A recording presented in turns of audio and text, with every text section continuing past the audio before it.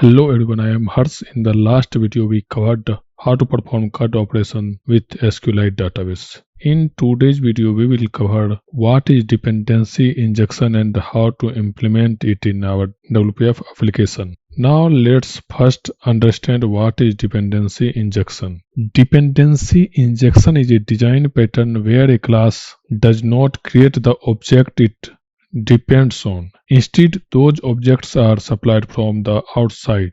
This makes code more flexible, easier to test, and less tightly coupled. What is dependency here? An object another class need to work is dependency, and what is injection? Supplying that dependency from outside rather than the class create itself. So let's see with an diagram. You can find playlist code in my GitHub repository here. Let's see the diagram now. Suppose we have a class A and these are the three classes which need this class. So all these classes need to create the object of class A. So let's suppose if class A implementation change, like if we want to add some parameter to constructor, then every place we have to modify. But what if we have some other class which is responsible for creating the object of class A? So let's suppose this is our class object creator. This will create our class A object, and this object creator class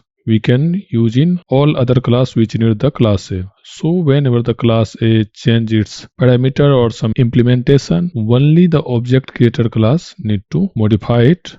No need to modify here in all these class. Microsoft provide one NuGet package. In that package we can perform the dependency injection, where no need to create the extra class. We have to just register that class to the container and then we can use it. What is benefit of using dependency injection? It makes code easier to test, like you can inject mock service. It will reduce the coupling, like your class does not depend on concrete implementation. It improves maintainability so that you can swap implementation without changing the class. Let's install dependency injection package. I will stop the application and right click on dependencies and then select manage NuGet package. Go to browse tab and search for dependency injection and install this microsoft.extension.dependency injection package. Let's install it. Click on apply. Installation is finished. Now we will use this package. So how we can use? If you see here, I am trying to access the employee repository object, and this repository object I am creating inside the class. But now we no need to create the object here. So how we can implement the dependency injection? So let's go to app.yml.cs file, override on startup, and here we will register our repository class. So how to register it? To register it, we have to use the service collection object. I will create the object new service collection, and using this service collection we can add this service to our container. Like here for employee repository I am creating the Singleton, so here I will use the Singleton, add Singleton, and here we need to pass the interface name, which is this one, and the class name, which is our employee repository. Add the namespace. Here we have two repository class which implement the same interface. So how to register both? To register both we have to pass the key here. I will say SQL server repo, and I will again copy and paste, and I will pass this class, and this time I will say SQLite. We are getting the error here. Why? Because we don't have add singleton method which will accept this key. So for passing the key we have one method, add keyed singleton. So we can pass the key, and then for this also we can use this. Now these two classes are registered in our collection. Now let's see how to use it. Now what I will do, I will remove this, or I can comment this, or first let me inject it here. How to inject it? To inject this key based service, we have to use from keyed service, and here we need to pass. So here we are using employee repository. So what we have to pass here, we can use this SQL Server repo. We'll pass here, and then what is the type? Type is this one, and then I will say SQL, or we can say repository. I will say repository. Then let's remove this, or let me first make it like this, and I will comment this, and then I will rename this, save it. So now we don't need this, we can remove it, and we can also remove it from here, this object creation, this thing, and same for this employee SQLite repository. What we can do here, I will inject both here.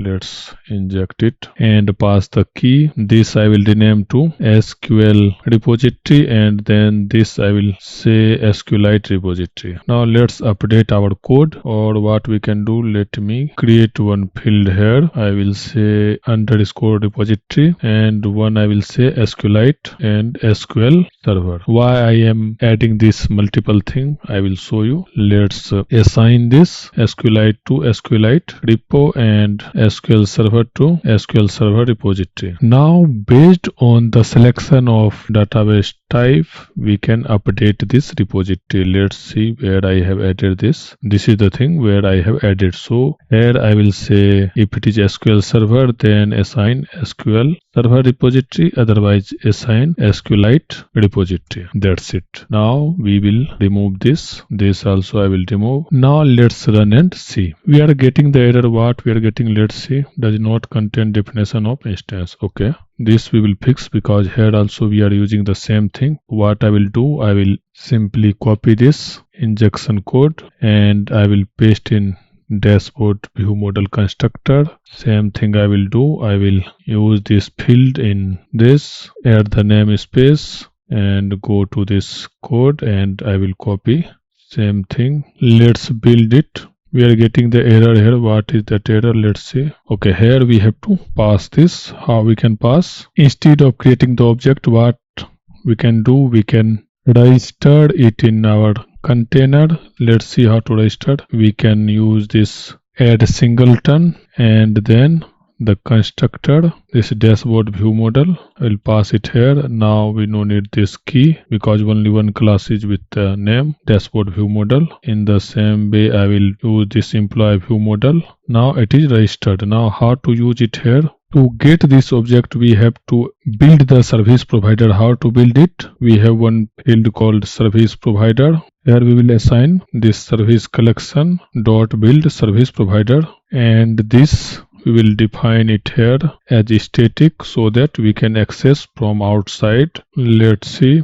So I will create public static, and then type I service provider, and this one. So now we will use this service provider here, like for this app dot service provider dot get required services, and here we will pass the type like this. In the similar way for this view model. Okay, here I missed this closing and this one service. Now let's try to build it. For this also we can do, but for now I will only check these two things. Now we don't have any errors. Let's run it. We are getting this exception. A suitable constructor for type employee repository could not be located. Ensure the type is concrete and service are registered for all parameters of a public constructor. I have created here the private constructor, that's why we are getting this exception. Let's change it to public, and for this also let's try to run it. Why we are getting this exception, unable to resolve service for type this? Let's see the registration part. Here we need to fix it. For SQLite we have to pass this SQLite repository and name what I used here. Let's rerun it.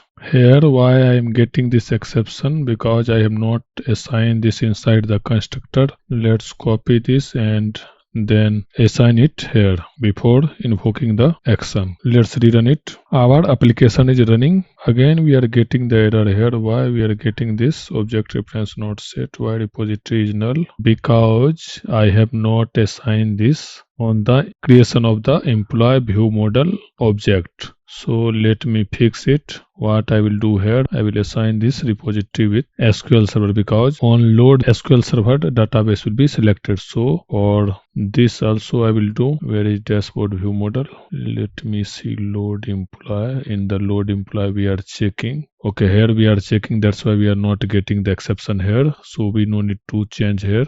So now we can run it. Our application is running. Let's go to this employee menu. Now we can see the SQL Server data, and now if we select SQLite, so we can see SQLite data. So this is how we can implement the dependency injection in WPF application. So now we no need to create the object of this repository class. We can simply register it here and we can use it in our application without creating the object. In this application I used the Singleton. So whenever we want to get the dashboard view model, it will return the same object. There are mainly three types of dependency injection: constructor injection, which we used in our project, property injection, and method injection. So let's see how to implement the property injection. So in the employee view model, I will comment this constructor injection. I will remove this parameter, and then I have created this property. I will add this get set.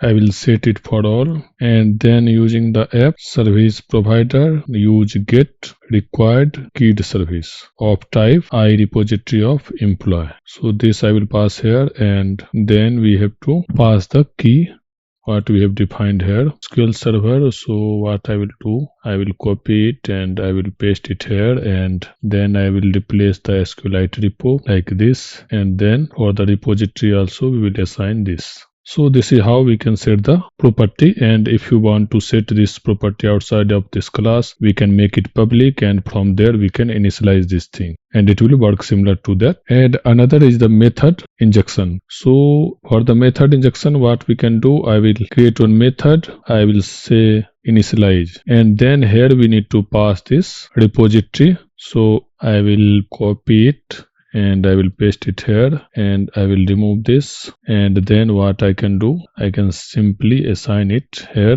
As this is method, so it need return type. So here I am not going to return anything. I will simply set the return type as void, and this I will remove from this one and this one, and then we can call this method from here like initialize, and then pass these two things. Or if you want to call this method from outside the class, you can also pass this service using app service provider like that, and you can pass this. Let's pass it. This is for SQLite and this is for SQL Server, and we can remove it. So this is how we can use the method injection. For now what I will do, I will comment this thing and I will uncomment it. So I hope you understand how to perform constructor injection, how to perform method injection and property injection. Now I want to create the employee view model object every time whenever we request. So for that we have method add key transient. If you use this method, then whenever this will call, means this employee repository will resolve, it will create the new object. Or if you use this here